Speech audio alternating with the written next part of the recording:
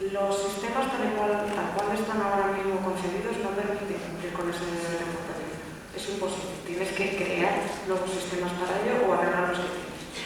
Arreglar sistemas que ya existen cuesta muchísimo, técnicamente cuesta muchísimo dinero y cuesta incluso cambiar dentro de la cultura de la sociedad. Y más cuando estás pensando en sistemas que puedan ser globales y que no solamente cubran la región, en este caso europea. Así que esto va a ser un problema enorme, el poder tener que técnicamente esto vaya a funcionar. Pero además de saber, de identificar que eso va a ser un problema, primero tienes que saber dónde. Y eso tampoco es tan sencillo, porque la norma tampoco es tan clara en relación con cuáles son los datos que realmente tienes que poner a disposición. Está claro que dice que son los datos que te ha dado el usuario, pero como tú dices que te ha dado el usuario y los que te ha dado conscientemente, los que se han generado por el uso del servicio, los que ha generado el propio servicio en su propio funcionamiento al margen de lo que el usuario hace y que después sacan igualmente determinados patrones. O sea, ¿hasta dónde llega eso que te ha dado el usuario? ¿Es los datos del formulario inicial? Y nos quedamos ahí y a lo mejor es eso. Si es eso, será complejo técnicamente, pero no sabemos hasta dónde hay que llegar. Cuando uno piensa en la razón de por qué existe este derecho a portabilidad, se te hace muy difícil pensar si esto tiene alguna utilidad en depende de qué sectores o en depende de qué tipo de datos. Los datos de los empleados. ¿Qué tipo de portabilidad es la que tiene sentido darle al empleado? O sea, ¿por qué es importante que le devuelvan los datos de qué? ¿Los datos que te dio en su currículum? ¿Los datos que te dio para rellenar el contrato de trabajo? ¿Los datos que se generaron por las evaluaciones de los empleados? O sea, ¿hasta dónde va a llegar y por qué es necesario hacer esta especie de derecho de acceso muy sofisticado en realidad? Y que además es gratuito y que además te puede obligar a tener que dar esos datos a tu proveedor competidor y que además te puede obligar a dar datos que es tu propia propiedad intelectual. Entonces, que a mí me llama la atención que ese derecho se haya creado así y que no se hayan pensado en derivadas que son más allá de lo que es la transparencia, el impacto técnico que tiene para que sea una realidad y el impacto en propiedad intelectual. Me parece esencial y no me parece que eso haya formado parte de una reflexión. Sí, al final tiene muchas aristas. Esperamos que el Working Party, imagino que todos estos elementos del grupo de trabajo de autoridades, esperemos que quizá pueda dar unas pautas en enero. Hay un tema que hoy hemos hablado, que es el tema de la propiedad de los datos.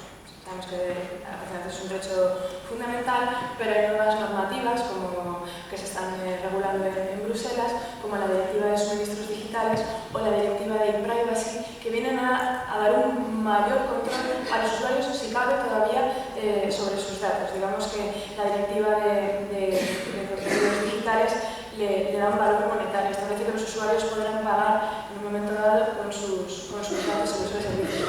¿Creéis que este es el futuro de los datos? ¿Creéis que casa bien con las reglas de privacidad? Porque también la directiva de e-privacy, que está ahora mismo, la de privacidad electrónica, que está siendo reformada ahora mismo, también digamos que si ya de por sí el reglamento es un reglamento que nos dota como usuarios de muchos derechos sobre nuestros datos, la directiva de e-privacy refuerza aún así más este marco.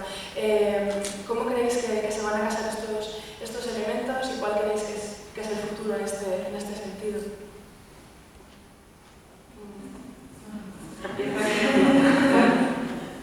Por lo que sabemos, la Comisión Europea va a presentar la propuesta previsiblemente en enero, sería respetuosa hasta no tener la propuesta de la Comisión. Sí me gustaría puntualizar, porque habéis comentado los trabajos del grupo del 29. En el primer trimestre del año que viene sí que espero que podamos poner ya a disposición la opinión sobre los delegados de protección de datos, las evaluaciones de impacto y la portabilidad. Tomo nota de todos los temas que se han planteado, que creo que pueden ser de mucha utilidad, y vamos a incluir previsiblemente también en el grupo de trabajo, precisamente vamos a Bruselas el 12, una opinión también sobre el perfilado. Y sí quería comentar, porque creo que todos los planteamientos que ha hecho Elena en materia de Big Data tienen un gran interés con el avance tremendo que ha tenido en los últimos años este ámbito. Desde la agencia estamos trabajando con ISMS en la guía de buenas prácticas en materia de Big Data y estamos realizando un estudio y hemos realizado el trabajo de campo en el ámbito de la salud para poder combinar las recomendaciones y criterios claros para poder fomentar la utilización de Big Data en el ámbito clínico, en el ámbito de la investigación, respetando al mismo tiempo los principios de privacidad. Gracias. Solo añadir que la gente ya paga por sus datos por servicios. Hacerlo claro y transparente yo creo que es buena idea. Sí. A veces pagan con su privacidad.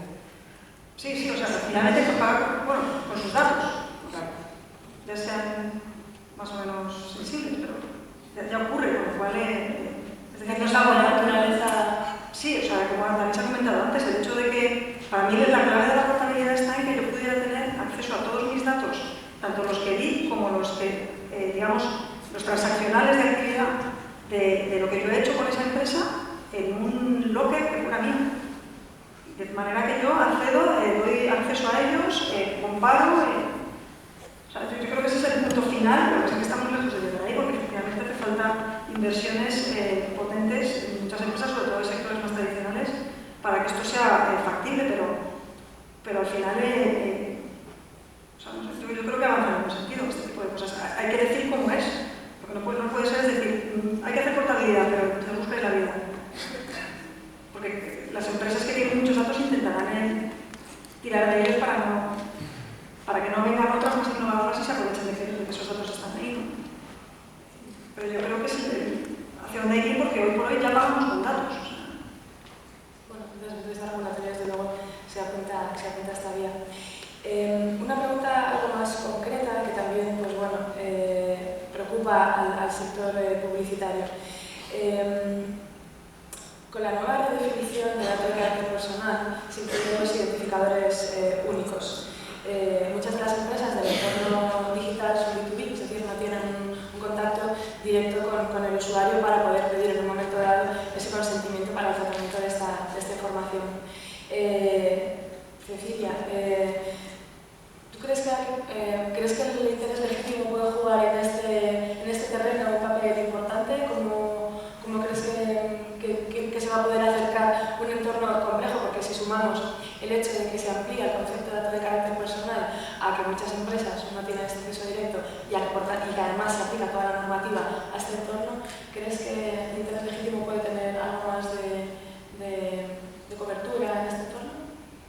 Creo que el interés legítimo definitivamente va a ser la causa más popular para basar los tratamientos de datos. Quizá en España estamos definitivamente menos acostumbrados que en otras jurisdicciones por el hecho de que nuestra ley no fue muy afortunada al incorporarlo a nuestro ordenamiento con muchas restricciones y que hizo que finalmente hubiera una preponderancia de ser que el consentimiento era la vía y eventualmente muy pocas veces se utilizaban otras y desde luego el interés legítimo no formaba parte, digamos, de un ejercicio de una gimnasia que se utilizara.